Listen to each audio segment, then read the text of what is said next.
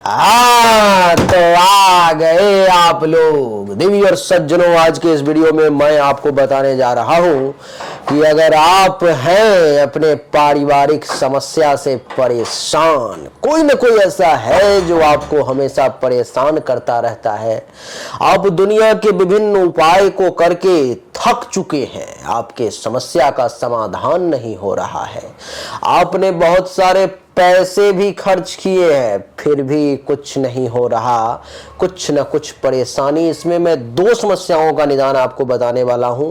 एक तो कुछ न कुछ आपके परिवार में परेशानी आती ही रहती है उस समस्या का, और दूसरा निदान बताने वाला हूं कि कोई स्पेसिफिक यानी कि कोई व्यक्ति विशेष आपके परिवार के पीछे पड़ा हुआ है जो आपको बार बार परेशान करना चाह रहा है, जो आपको हमेशा कहते हैं ना कि बप्पा बैर हो जाना, परिवार के पीछे पड़ जाना कि भाई तू जहां पकड़ा जाएगा तेरे को तो परेशान करूंगा।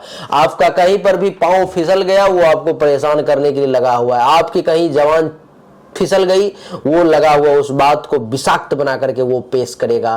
कुछ न कुछ किसी न किसी प्रकार से आपके पीछे पड़ा हुआ है वो व्यक्ति, आपको डैमेज करने का प्रयास कर रहा है। तो उसका भी समाधान इस वीडियो में मैं बताने वाला हूं।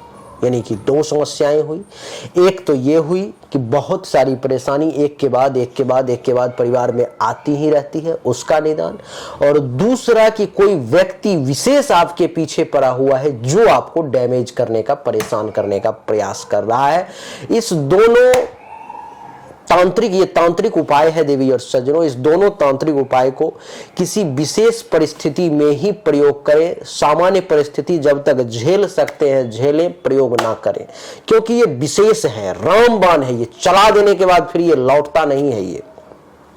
तो आइए चर्चा को आरंभ करते हैं। हेलो, नमस्कार, आदाब, सलाम, सत श्री अकाल, केम छो, कैसे काय, केरो हाल है, केना छी यहाँ सब, कैसन वानी, हाउ आर यू, कैसे हैं आप लोग, केमो नाचो, मनक्कम, खम्भा गनी हुकुम, केमती अच्छंती, की खबोर, नमस्तुभ्यं, राधे राधे। देवी और सज्जनों, होता क्या है कि गांव, समाज, शहर, परिवार, कहीं पर में भी जब आप रहते हैं तो कोई ऐसा व्यक्ति हो जाता है, कोई आपका ऐसा दुश्मन हो जाता है, एकाध कभी उससे कुछ हो गया अथवा ईर्ष्या के मारे, जलन के मारे, जो वो आपके पीछे पड़ जाता है। उसकी हमेशा ये कोशिश रहती है कि आप चाहे कितना भी कुछ कर लो, उसकी ये कोशिश रहती है कि आपको नीचा दिखाना है, उसकी ये कोशिश रहती है कि आपको डैमेज करना है, उसकी ये कोशिश रहती है किसी भी प्रकार से आपको बर्बाद करना है, आपके परिवार को तहस नहस करना है। अगर वास्तव में कोई ऐसा व्यक्ति है जो आपको परेशान कर रहा है या आपके परिवार के लोगों को परेशान कर रहा है, जिस किसी भी व्यक्ति को परेशान कर रहा है, मैं जो उपाय बताने जा रहा हूं पहला, वो वही व्यक्ति करे जिसको परेशान किया जा रहा है। उपाय ये है कि एक प्लेन पेपर लेना है, कोरा कागज कहते हैं ना, सादा पेपर जिस पे लाइनिंग ना हो, बिल्कुल प्लेन सादा वाला जो पेज होता है वो आपको लेना है।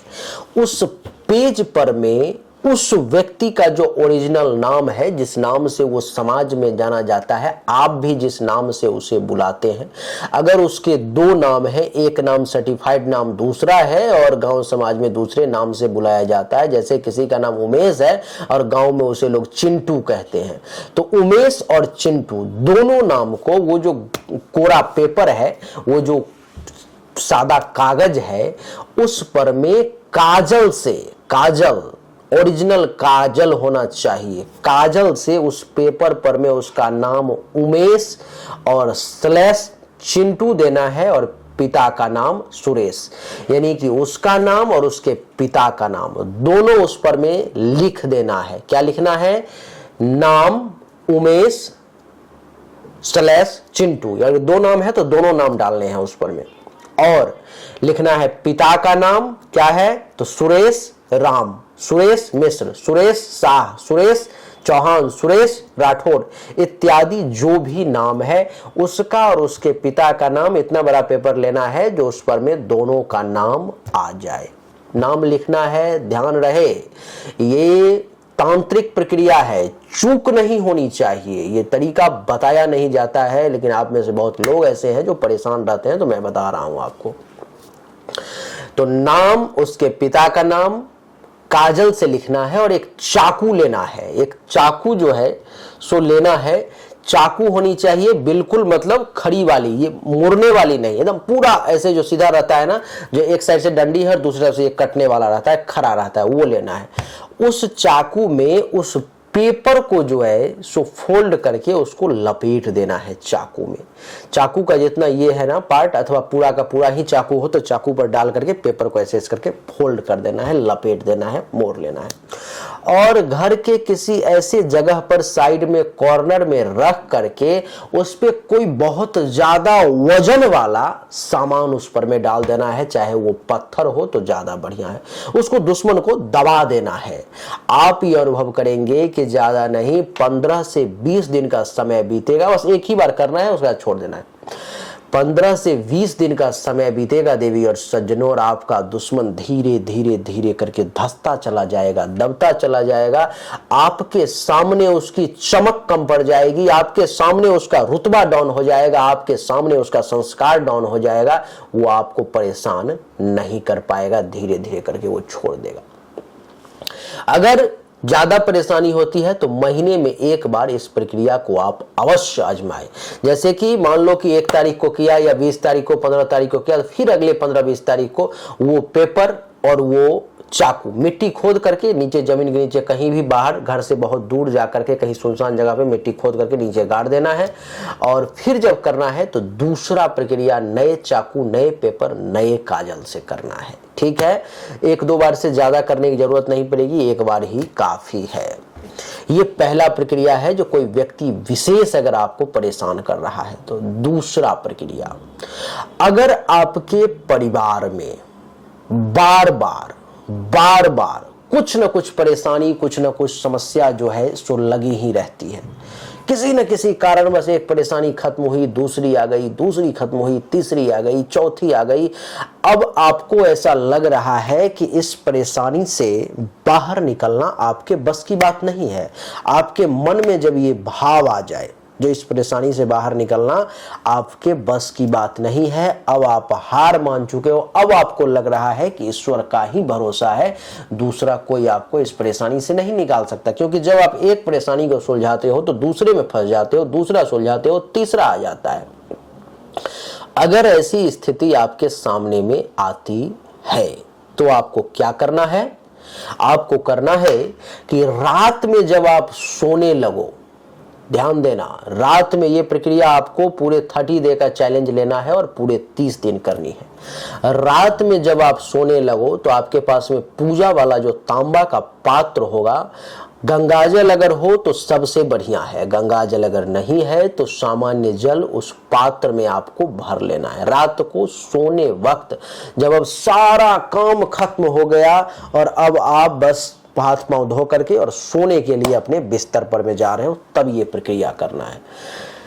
1 लोटा तांबे के पात्र में लेकिन करना है, इस बात का हमेशा ध्यान रखना है आपको। 1 लोटा जल लेना है, उसमें थोड़ा सा जो है सो लाल चंदन, सिंदूर नहीं, लाल चंदन अथवा कुमकुम गिरा देना है।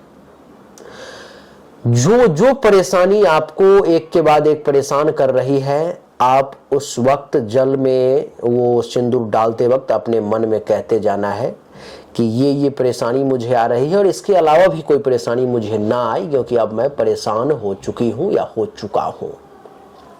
और उस लोटे को, भरे हुए तांबे के पात्र को, जल से भरे हुए तांबे के पात्र को अपने सिरहाने में, जगह जहां पर भी हो अगल बगल में, वहां पर में डाल देना है।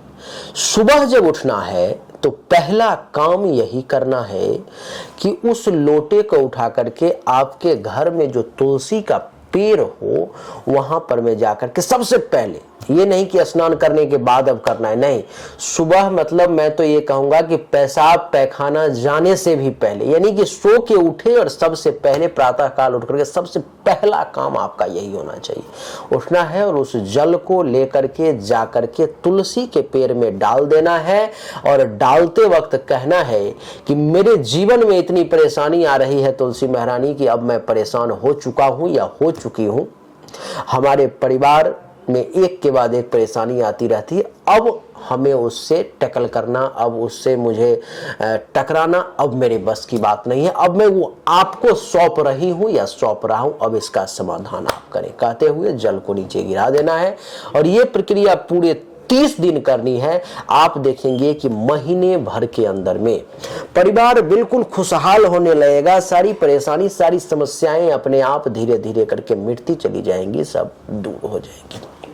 तो यही दो उपाय हमने बताए। ये दोनों तांत्रिक प्रक्रिया है, विशेष है, गूढ़ है और बहुत ही ज्यादा आसान है। तो इसको करने का प्रयास करें। महीने भर के बाद मुझे जरूर आप रिजल्ट बताएं इस वीडियो के नीचे आकर के।